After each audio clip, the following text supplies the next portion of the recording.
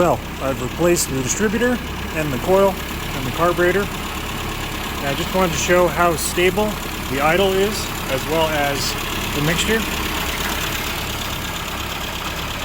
It's idling at just over 1,000 RPMs and 1.01.